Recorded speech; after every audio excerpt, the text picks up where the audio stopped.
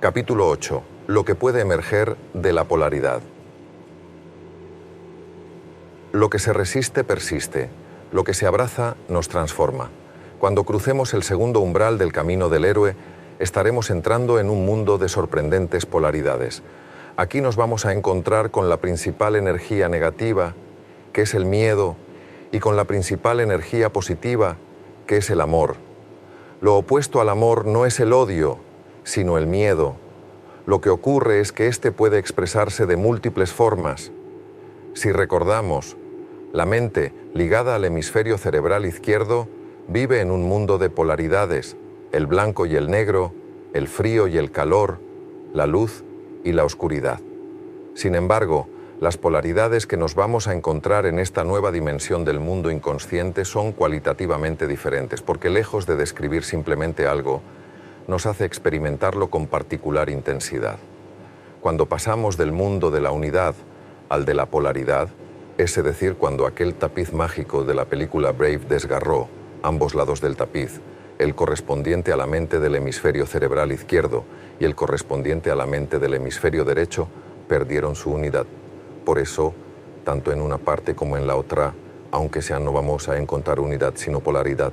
Sin embargo, y como veremos más adelante, el recuerdo de esa unidad perdida sí queda registrado en la mente ligada al hemisferio cerebral derecho, y es a través del poder del silencio, de la imaginación y de la revelación como se accede a ese recuerdo, a lo que representa ya a aquello con lo que nos reconecta, nuestro verdadero linaje, nuestro verdadero origen. Diferentes. En las polaridades que maneja el hemisferio izquierdo del cerebro, si, por ejemplo, al color blanco le añadimos su opuesto, el negro, sabemos que obtendremos un color gris. Este es una mezcla de blanco y negro, y por eso aquí no hay nada sorprendente. No solo es razonable, sino perfectamente predecible. Pero cuando se integran las polaridades que existen al nivel de la mente ligada al hemisferio derecho, se obtiene algo nuevo, sorprendente e impredecible. Una realidad diferente emerge y se genera en nosotros sorpresa, asombro y gratitud. Vamos a detenernos un momento para aclarar esto, porque la diferencia es bastante sutil. Si yo le preguntara a alguien lo que resultaría si se integraran el odio y el amor o el miedo y el amor, posiblemente le costase responder, porque da la sensación de que son como el agua y el aceite, realidades incompatibles que son imposibles de mezclar. Sin embargo, si existiera alguna posibilidad de que se unieran, tal vez se pueda considerar que el amor vencería, y por eso desaparecerían tanto el odio como el miedo. Lo que nos cuesta entender es que ambos puedan mezclarse con el amor y que, en lugar de desaparecer, emerja algo nuevo e insospechado. Cuando hablemos de las polaridades que maneja la mente ligada al hemisferio cerebral derecho, nos daremos cuenta de que, al integrar polaridades opuestas, como el odio o el miedo con el amor, lo que obtendremos será algo nuevo: sabiduría, curación, compasión, sanación y transformación. ¿De dónde ha emergido algo así? De la capacidad que tiene el verdadero amor, el amor incondicional, no ya de hacer desaparecer, sino de integrar tanto al odio como al miedo y de crear a partir de ello otra realidad.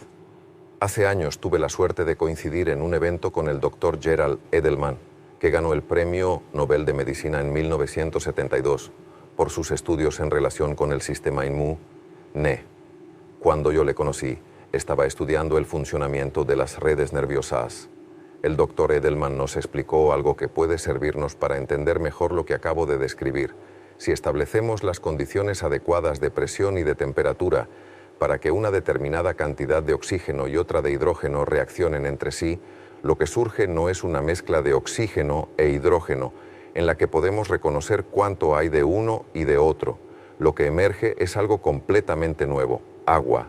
En el agua no podemos distinguir ni el oxígeno ni el hidrógeno, ya que ninguna propiedad física o química del agua puede deducirse o predecirse de los gases de partida. A esto se le denomina propiedades emergentes de la naturaleza. Esa es la diferencia de lo que ocurre entre las polaridades en la mente ligada al hemisferio cerebral izquierdo y las ligadas al hemisferio cerebral derecho. Al integrar polaridades en el hemisferio derecho del cerebro, sí se produce este fenómeno de emergencia. Por eso, al integrar el amor incondicional con la ira y con el miedo, Lo que se obtiene no es un poco más de amor y un poco menos de ira y de miedo, sino paz interior, serenidad, alegría, entusiasmo, confianza, sabiduría y compasión. Todo ello es la consecuencia de haber sanado nuestras heridas y de haber permitido que emerja una nueva realidad. Vamos a pararnos ahora a explorar por qué, en todo lo que está relacionado con el mundo afectivo, el hemisferio derecho del cerebro tiene mucho más peso que el hemisferio izquierdo. El hemisferio derecho del cerebro, el sistema límbico o cerebro emocional y el cuerpo en su conjunto, músculos, vísceras y células, son la base estructural sobre la que se asienta el inconsciente. Por eso, aquellas imágenes y recuerdos afectivos que tenemos desde que nacemos hasta los 4 años aproximadamente, se almacenan de manera preferente en este nivel. A medida que cumplimos años y el hemisferio cerebral izquierdo se va desarrollando, las áreas del lenguaje también van madurando. Cuando se ha producido un determinado nivel de maduración en dichas áreas y empezamos a interpretar lo que nos sucede, ciertas cosas que nos han dicho de pequeños y que pueden haber sido dolorosas se registran en la región del sistema límbico, la parte emocional del cerebro, que se encuentra en conexión con el hemisferio cerebral izquierdo. Estructuras como la amígdala y el hipocampo del lado izquierdo guardan esos registros. Cuando cruzamos el primer umbral, entramos en esa dimensión del inconsciente que es nuestro cuerpo físico. Aprendemos a reconectar con nuestro cuerpo para permitir que su sabiduría intrínseca penetre poco a poco en nuestra autoconsciencia, en nuestra capacidad de darnos cuenta de que nos estamos dando cuenta. Por eso, al cruzar el primer umbral, empezamos a experimentar nuevas sensaciones corporales y una mayor intuición, es decir, una mejor orientación de cómo actuar sin necesidad de pensar. Cuando cruzamos el segundo umbral, nuestra autoconsciencia, nuestra capacidad de darnos cuenta de que nos estamos dando cuenta, ha de viajar al mundo del hemisferio cerebral derecho y del sistema límbico, y entrar en contacto serio con las imágenes y sentimientos que están allí guardados. Solo accediendo a este nivel de profundidad en el inconsciente podremos comprender muchas de esas reacciones que tanto nos desconciertan. Una de las decisiones más importantes que deberemos tomar al cruzar el segundo umbral será la de aceptar, abrazar lo que allí nos encontremos, no importa el aspecto que nos muestre.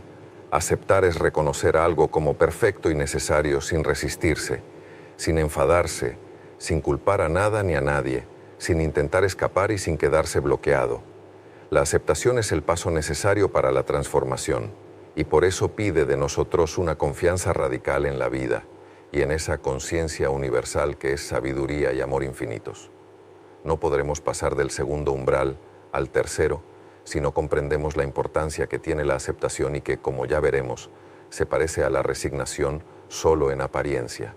Para explicar mejor qué es la aceptación, me referiré a un campo que como médico conozco bien, la enfermedad. Ante una enfermedad, uno puede rebelarse, enfadarse, culparse por no haberse cuidado lo necesario, o culpar a otros por no haber hecho un diagnóstico temprano o por no ser capaces de proporcionar un tratamiento adecuado. Esto es muy humano, pero no ayuda a que la enfermedad evolucione de una forma satisfactoria e incluso pueda alcanzarse la curación, lejos de caer en la ira, la angustia, el miedo, la sensación de impotencia y la desesperanza. Aquella persona que acepta la situación como perfecta y necesaria se abre al misterio. Se trataría, por consiguiente, de no interpretar tal enfermedad como una maldición, sino como un camino. Es un camino tortuoso, y eso hay que reconocerlo, pero es un camino, es decir, lleva a alguna parte, tiene un sentido. De hecho, hay personas que necesitaron vivir una enfermedad para poder despertar a una realidad mucho más profunda que llegó a transformar por completo sus vidas. La aceptación no es, por tanto, lo mismo que la resignación. La persona que se resigna no ve la enfermedad como prueba, como camino, como perfecta y necesaria para evolucionar como ser humano. Quien se resigna ha claudicado y por eso oculta su resentimiento, su frustración, su sensación de impotencia e incluso su desesperanza bajo un disfraz de aceptación. En el fondo está asumiendo el papel de víctima. Comentamos anteriormente que es en la relación que establecemos con las cosas que nos suceden donde está la clave de todo. La persona que acepta la prueba, por difícil que ésta sea, no se resiste a ella. Eso no quiere decir que la vea como agradable o cómoda, sino que la interpreta como perfecta y necesaria. Cuando, siendo un estudiante de medicina, hacía mis exámenes, pasar por estas pruebas no era agradable ni cómodo, pero comprendía que eran necesarias para que se pudieran evaluar mis conocimientos y poder pasar así al siguiente nivel. Cuando las pruebas que nos pone la vida, por difíciles que sean, consideramos que son necesarias porque nos fiamos más de la sabiduría de la vida que de lo que es capaz de entender nuestro limitado raciocinio, entonces debemos de resistirnos y las aceptamos, sabiendo que de ellas surgirá un bien mayor que en esos momentos no somos capaces de imaginar. Por eso la aceptación no es una resignación, no es una claudicación encubierta, sino un abrirse, un dejarse sorprender por una sabiduría y un poder sanador y transformador que va mucho más allá de lo que somos capaces de comprender. Llegados a este punto en nuestro camino del héroe, es importante hacer una distinción. La dualidad, la existencia de polaridades, como el blanco y el negro, la luz y la oscuridad, el bien y el mal, es necesaria para poder movernos en el mundo de la materia y, desde luego, para entendernos los unos a los otros. No podríamos distinguir nada si no tuviéramos un lenguaje dual. Sin embargo, esta dualidad se encuentra en la base de nuestros juicios y de muchos de los supuestos de los que partimos. Se trata de un tipo de lenguaje muy útil para hablar de las cosas y de lo material, pero se queda muy pobre y limitado para hablar de lo humano y de lo espiritual. Nada de lo humano y nada de lo espiritual se puede encorsetar en un lenguaje dual, como lo es el del hemisferio izquierdo del cerebro. Si esa dualidad también se halla en la mente ligada al hemisferio derecho, se producen unas consecuencias desfavorables en lo que se refiere a los niveles de salud, prosperidad, bienestar y felicidad que experimentamos. Por otro lado, la división, la separación, la dualidad tan marcada que existe entre la mente ligada al hemisferio izquierdo del cerebro y la ligada al hemisferio derecho, es fuente de todo tipo de disfuncionalidades. Imaginemos lo que implica que vivan en nosotros dos mentes con dos formas diferentes de ver las cosas, dos formas de sentir y dos inclinaciones a actuar que pueden llegar a ser opuestas. No nos debe extrañar que notemos de una manera u otra este conflicto interno agravado por el hecho de que ambas mentes apenas interactúan entre sí. Una cosa es que tengan percepciones diferentes, intereses distintos y que dispongan de recursos también distintos, y otra, que no se comuniquen entre sí e incluso que vivan enfrentadas. Es, por un lado, la existencia de esa dualidad no resuelta en la mente ligada al hemisferio cerebral derecho, y por otro, el desinterés que tiene la mente ligada al hemisferio izquierdo por conocer la verdad acerca de uno mismo, lo que acaba favoreciendo el desarrollo de muchas enfermedades y de gran parte del sufrimiento que experimentamos en nuestra vida. La existencia de esta dualidad no resuelta está detrás de muchos de los bloqueos que sufrimos al enfrentarnos a problemas y situaciones complejas. No solo es que la mente ligada al hemisferio izquierdo del cerebro no sea por sí sola capaz de encontrar una solución, que desde luego no lo es, sino que la división existente entre ambas mentes lo hace aún mucho más improbable. Por eso, quien recorre el camino del héroe y cruza el segundo umbral ha de tener clara una cosa: todo lo que va a encontrar, por sorprendente o incómodo que sea, y por contraintuitivo que pueda parecer, encierra un profundo sentido.